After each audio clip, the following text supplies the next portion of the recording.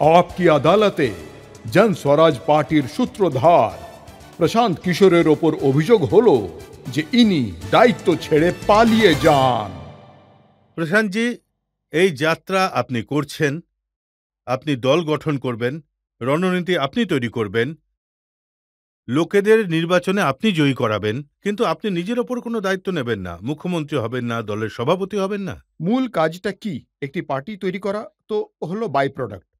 সবচেয়ে কঠিন কাজ হলো সেখানে সমাজকে জাগ্রত করা, বোঝানো এবং প্রস্তুত করা যে আপনার জীবন একটি নতুন ব্যবস্থার সাথে উন্নত হতে পারে। সেই দায়িত্ব আমি আমার কাঁধে নিয়ে নিয়েছি। যে দল গঠনের আগে, এমনকি দল গঠনের পরেও প্রশান্ত কিশোরের দায়িত্ব হচ্ছে প্রতিটি গ্রামের মানুষকে জাতি, ধর্ম, বর্ণ নির্বিশেষে ভোট দিতে রাজি করানো। দায়িত্ব সেই ভিত্তিতে জনগণ ভোট দিলে খুব যোগ্য লোক নির্বাচিত হবে এবং আমি বিশ্বাস করি না যে প্রশান্ত কিশোরই বিহারের একেবারেই একমাত্র যোগ্য ব্যক্তি।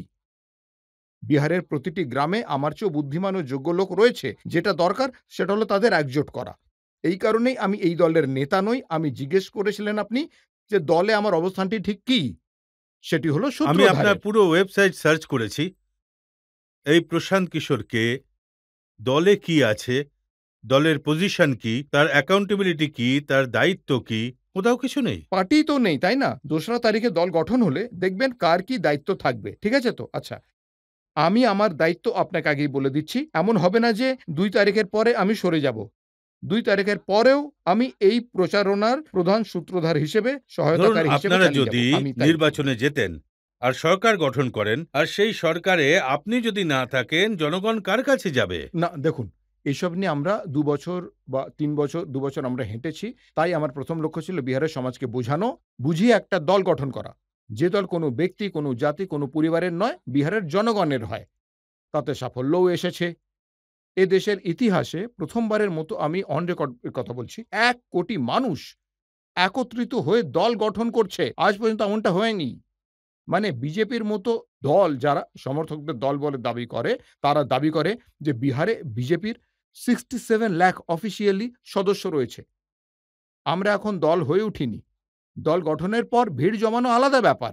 ১ কোটি মানুষ একত্রিত হয়ে দল গঠন করছে। তাই এটাই হলো ১ম লক্ষ্য। একবার এই লক্ষ্য অর্জিত হলে এখন মার্চের জন্য আমার ঘোষিত কর্মসূচি হলো মার্চ মাসে আমরা সমগ্র বিহারের আগামী ১০ বছরের উন্নয়নের জন্য যা আমাদের ভিশন, আমাদের যা প্রোগ্রাম তা জনসমক্ষে প্রকাশ করব এবং শুধু বিহারের উন্নয়ন এজেন্ডা প্রকাশ করব না। অন রেকর্ডে আমি বলছি আবার আপনাকে, বিহারে ৮,৫০০ পঞ্চায়েত রয়েছে। প্রতিটি পঞ্চায়েতের জন্য আলাদা, আলাদা আমরা প্রতিটি পঞ্চায়েতের জন্য আলাদা, আলাদা পরিকল্পনা তৈরি করব, মার্চ মাসে প্রকাশ করব। এই পঞ্চায়েতে শিশুদের শিক্ষার জন্য কি ব্যবস্থা করা হবে, এই পঞ্চায়েত কি করলে ৪০০ থেকে ১২০০ নতুন কর্মসংস্থানের সুযোগ তৈরি করতে পারবে, এই পঞ্চায়েতে কি করলে কৃষিকাজ, চাষবাস করা লোকেদের খাদ্য চাষ, উপার্জন করা চাষে কাজে যেতে পারবে। আমরা আমরা যদি প্রতিটি পঞ্চায়েতের এই ব্যাপারটা তৈরি করে জারি করি, তাহলে আমাদের ফোকাসটা কি? অক্টোবরের মধ্যে এটা সেরা মানুষের দল পরিণত করা এবং অক্টোবর থেকে মার্চ পর্যন্ত যে মানুষের সাথে আমরা ঘুরছি, তখন উন্নয়ন এই এজেন্ডাটা সম্পন্ন করতে হবে উন্নয়নের। মার্চের পর যখন জনগণ একসঙ্গে বসবে, তখন তারা নির্বাচনে লড়বে। যারা আসবে তারা নিজেদের মধ্যে নির্বাচন করবে। এত যোগ্য লোক একত্রিত হয়ে একটি দল গঠন করছে। এত যোগ্য লোক একত্রিত হয়ে ১০ বছরের এজেন্ডা তৈরি করছে। দেখুন তাই বিহারে মানুষ আপনার মুখ দেখছে, আপনার ভিশন দেখছে, আপনার প্রোগ্রাম দেখছে, আপনার ব্যাকগ্রাউন্ড দেখছে। এখন অন্য কোনো মানুষকে না, পাবলিক কিভাবে অ্যাকসেপ্ট বিহারের করবে? জনগণ আমাকে দেখছে এবং আমি তাদের আশ্বস্ত করছি যে যতদিন আমি সেখানে আছি, আমি এই পুরো অভিযানে এর সততা এবং বিশুদ্ধতা হ্রাস পেতে দেব না। আমি তাদের এই ব্যাপারে গ্যারান্টার যে মানে কোনো ভুল লোক এতে প্রবেশ করবে না। আমরা জনসমক্ষে যা বলছি তার প্রতি অটল থাকব। ভুল হলে বিহারের মানুষ আমাদের গলা টিপে ধরবে এবং তার জন্য বিধায়ক বা মন্ত্রী হওয়ার আমার দরকার নেই।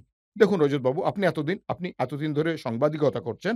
আমার যদি এমএলএ, এমপি হতে হতো, তাহলে দেশে এমন কোনো দল নেই যে আমাকে এমপি বানাবে না, রাজ্যসভায় পাঠাবে না। যে কেউ পাঠাবে। না, এটা কোনো সাংসদের কথা নয়, বিধায়কের কথা নয়। বিহারে এমন একজন মুখ্যমন্ত্রী দরকার যার কাছে একটা দৃষ্টিকোণ আছে।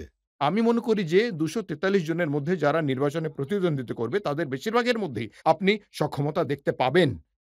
খুব ভালো মানুষদের নিয়ে আমি আসছি। দেখবেন আমি এমন সব লোক নিয়ে এখন তো আসবো কেউ যারা কেউ বলছে যে আপনি আপনার নাম সামনে রাখতে চান না, কারণ হলো আপনি ব্রাহ্মণ, না, আপনি তো তাহলে তো পান্ডে, সমস্যাটা কি? তাহলে না, দেখুন, মানুষ এটা আপনাকে ভোট মানুষের দেবে ভুল না। ধারণা।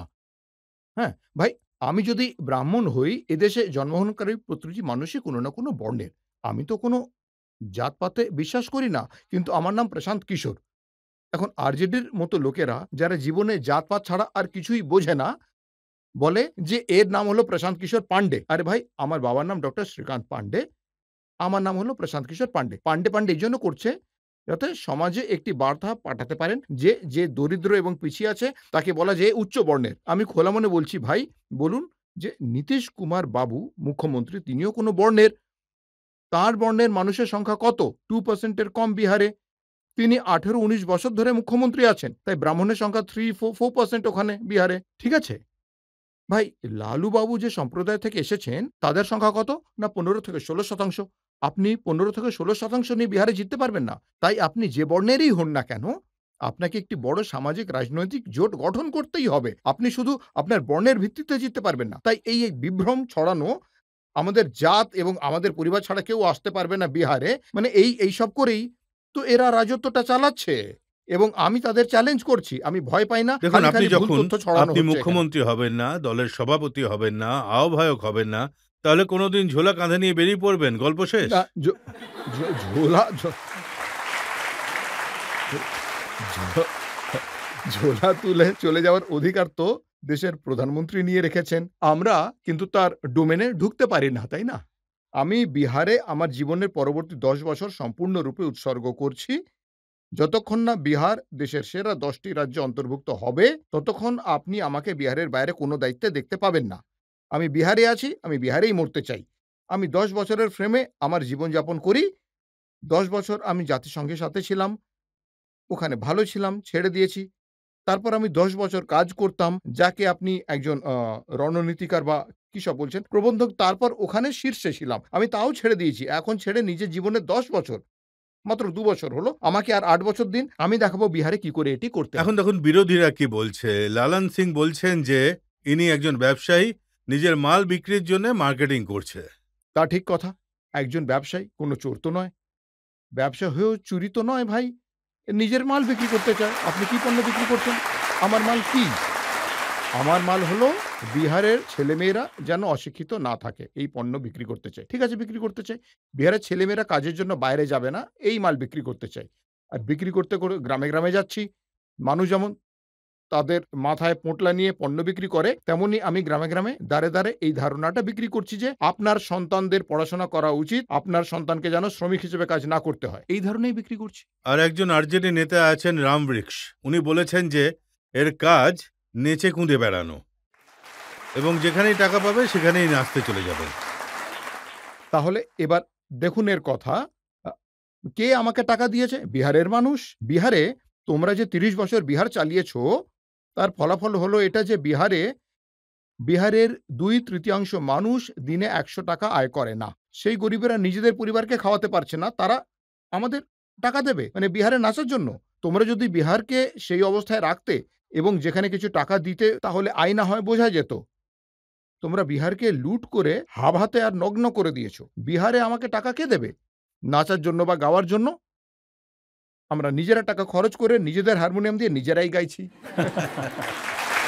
জনতার মধ্যে থেকে কোনো প্রশ্ন? যেমন কি বিহারে লালু প্রসাদ বাবুকে কিং মেকার বলা হয়ে থাকে, তো স্যার আপনি কি ওই উপাধিটা নিতে চান? আর যদি নেন তাহলে আপনার দৃষ্টিভঙ্গি কি হবে ভবিষ্যতের? কিংমেকার লালুবাবু কোথায়? তিনি নিজেই তো বরাবর রাজা। লালুবাবু কিংমেকার নন। কিছু দেন না অন্যদেরকে।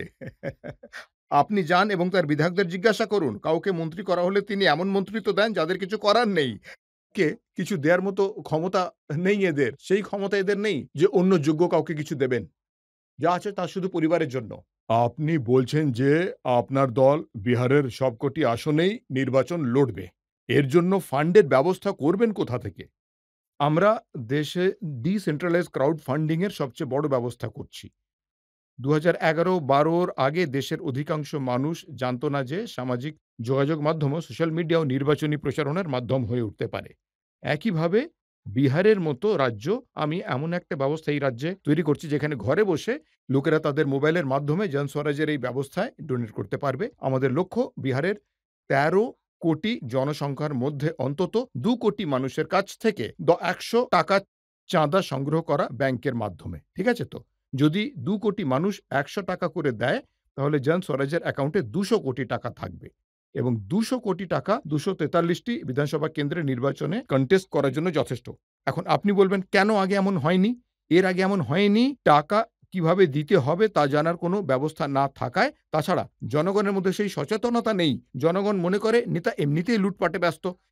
কেন এইজন্য টাকা দেব? কিন্তু এই ব্যাপারে ভালো করে দেখলে বুঝবেন, বিহার দরিদ্র হোক না কেন, সেখানে অবশ্যই ২ কোটি মানুষ আছে, যারা ৳১০০ দিতে পারবে। আমরা গ্রামে গিয়ে বলছি, আপনি যদি ৳১০০ দেন, তাহলে আপনাকে রেশন কার্ড তৈরি করতে ৳২৫০০ ঘুষ দিতে হবে না। আপনি যদি ৳১০০ দেন, আপনাকে ইন্দিরা আবাসের জন্য ৳২০,০০০ ঘুষ দিতে হবে না। পাসপোর্ট যাচাইয়ের জন্য আপনাকে ৳১৫০০ দিতে হবে না। আমরা একটা খুব বাস্তব কথা বলছি, শিক্ষা উন্নতি হবে, এসব বলছি না। আপনার পকেট থেকে যে টাকা নেওয়া হচ্ছে, দাখিল খারিজ করার রসিদ কাটতে ৳২০,০০০ খরচ হচ্ছে। আপনি ১০০ দিন, আপনার নেতা এমন একজন ব্যক্তি হবে যে আপনার কাছ থেকে এই টাকা তো নেবে না। আপনার অ্যাসেসমেন্ট কি? আর আমি চাই যে, কারণ আপনার একটা বড় প্ল্যাটফর্ম আছে, দেশের মানুষ এটা দেখুন, যে আপনি আমার ঘাড় ধরে রাখুন চাইলে। দেখুন, যখন দল গঠিত হবে, এই টাকা ব্যাংকের মাধ্যমে জনস্বরাজে এসেছে কিনা। জনগণ অবশ্যই এটা দিতে প্রস্তুত। প্রতিদিন শত, শত মানুষ আমায় জিজ্ঞেস করছে, "ভাই কবে থেকে শুরু করবেন? আমরা এখনই দিতে চাই।" ৳১০০ দেবে না কেন ভাই?